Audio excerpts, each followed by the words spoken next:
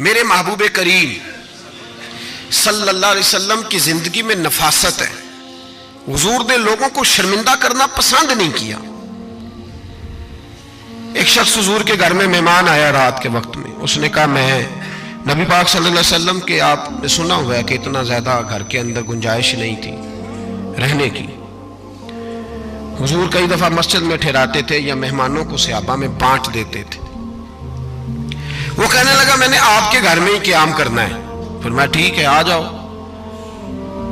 صحابہ کہتے ہیں جتنا بھی 4-5 بکریوں کا دودھ سارے اہل خانہ استعمال کرتے تھے محبوب کا سارا گھرانہ وہ سارا کٹھا ہی اکیلا ہی دودھ پی گیا. سارا جتنا کھانا تھا اکیلا ہی کھا گیا. رات کو اسے چارپائی پہ سلایا گیا تو کھا اتنا چکا تھا کہ اس کا پیشاب حضور کے بستر پر ہی نکل گیا. وہ جب آلودہ ہوا تو شرمندہ ہوا, اٹھ کے بھاگ گیا. کسی نے دیکھ لیا تو کیا بنے گا. کہتا ہے میں جب کنویں پہ گیا جا کے میں نے غسل کیا کپڑے دھوئے تو خیال آیا میری تو سونے کی انگوٹھی رہ گئی ہے وہاں. اب طبیعت اجازت نہیں دیتی تھی کہ وہاں لوگ کٹھے ہو گئے ہوں گے.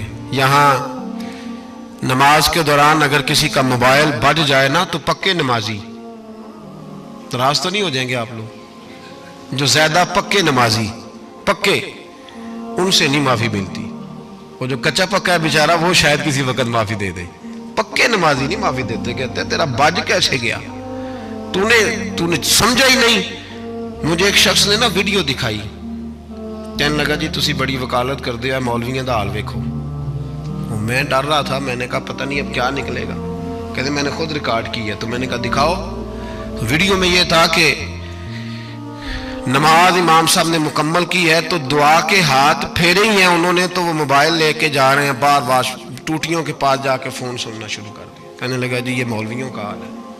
نماز مکمل نہیں ہوئی فون کان کے ساتھ. تو دوسرے کیسے باز آئیں گے. میں نے کہا تو بہت جرم کیا اس نے. تو اس کا پھر کیا اشر کیا آپ لوگوں نے. کہتے نہیں آپ کو دکھانے لو. میں نے کہا پاگل آدمی اس کے گھر سے بھی فون آ سکتا ہے. کہنے لگا نہیں گھر تو مسجد میں ہی ہے وہاں سے کیسے فون آئے گا. تو میں نے کہا اصل میں تجھے پتا نہیں. ہو سکتا ہے اس کی بہن نے فون کیا ہو کہ خامن نے 2 تھپڑ مار کے باہر نکال دیے. تو وہ ایسا وقت ہوتا ہے جب کھڑا نہیں ہوا جاتا بات سننی پڑتی. یار معافی نہیں دیتے. ایک ایک جملے پر ایک ایک حرف پر لوگ اعتراض کریں گے.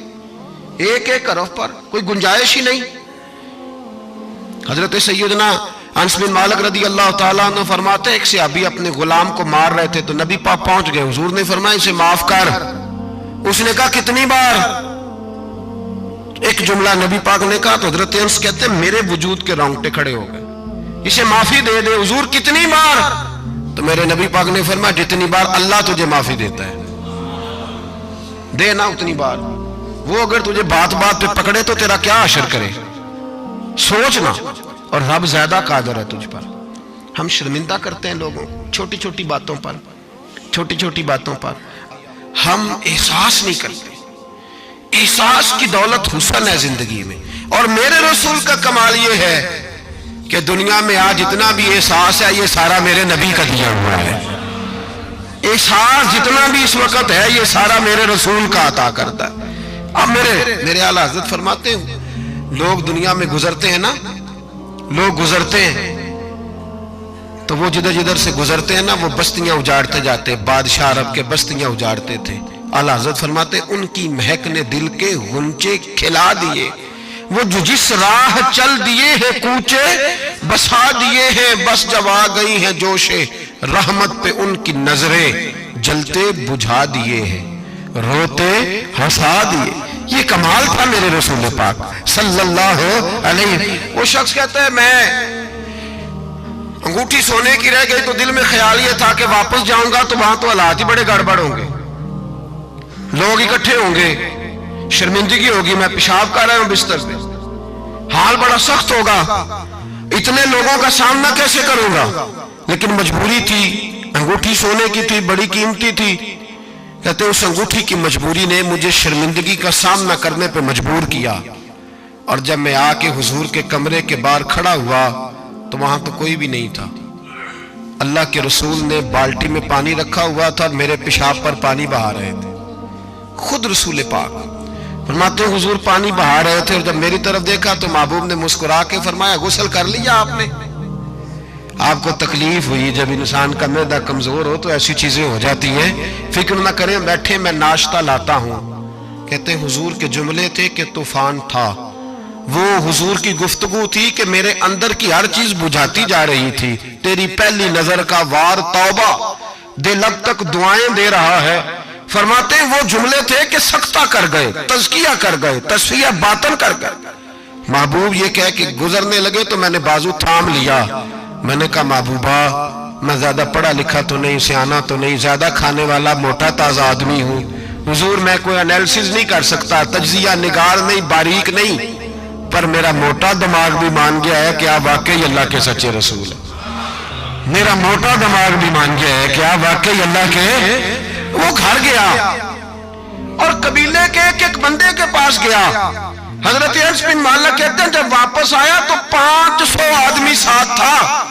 کہنے لگا سونیا میں اکیلا نہیں آیا، ساری برادری سارا قبیلہ لایا ہوں اور سب کو میں نے بتایا ہے کہ دنیا میں جسے میں دیکھ کے آیا ہوں ایسا تم نے کبھی نہیں دیکھا ہوگا، جس کی میں زیارت کر کے آیا ہوں ایسا نہیں تم نے دیکھا ہوگا۔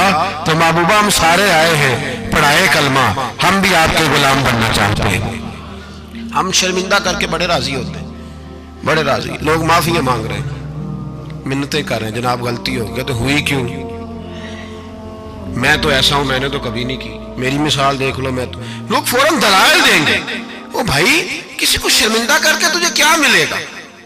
کسی شخص کو تھوڑی دیر کے لیے جھکا کے تیرے نفس کی کون سی تسکین ہے جو حاصل ہوتی، تیرے وجود کے اندر کون سی؟ اور ناراض نہ ہونا، یہ ہر طبقے کا معاملہ ہے، جتنا کوئی اس کے نیچے ایک آدمی ہے یا 2 آدمی ہے، وہ روب ڈال کے خوش ہوتا ہے، وہ اس کو پریشان کر کے نیچا دکھا کے راضی ہوتا ہے۔ میرے رسول دنیا میں لوگوں کو نیچا دکھانے نہیں آئے، عزتیں عطا کرنے آئے، حضور بلندیاں دینے آئے، نبی پاک نے وقار دیا۔ میں کبھی کبھی پریشان ہو جاتا ہوں جب لوگ آ کے کہتے ہیں نا بچی کی شادی ہے، تعاون کریں کرائیں، تو ایک سوال ذہن میں آتا ہے کہ کس پہلو سے تعاون کریں؟ بچی کی شادی پہ کھانا پکانا فرض ہے؟ بولے تو صحیح، سنا کبھی جہیز دینا؟ کس چیز کا تعاون کریں بتائیں؟ کرنا چاہیے۔ میں اپنی بساط بھر دوستوں کی توجہ دلاتا ہوں کہ یار یہ ضروری ہے، اس کے ساتھ تعاون کریں، لیکن سوال میرا یہ ہے کہ اس میں فرض کون سی شے ہے؟ وری دینا فرض ہے، زیور ڈالنا کس بات کی؟ تعاون کس بات کا کرائیں؟ اگر کوئی ہم سے اس کا شرعی تقاضا پوچھے تو کیا جواب دیں اس کو؟ میرے پاس کوئی استفتاء لے کے آتا ہے تو میں کیا جواب دوں گا؟ اس میں کون سی شے ضروری ہے؟ پھر اگر آپ ناراض نہ ہوں تو فکرہ کہہ جاؤں، دل کرتا ہے بچی والوں سے تعاون نہ کرے، بیٹے والے جو غریب مسکین جہیز کے پیچھے بھاگ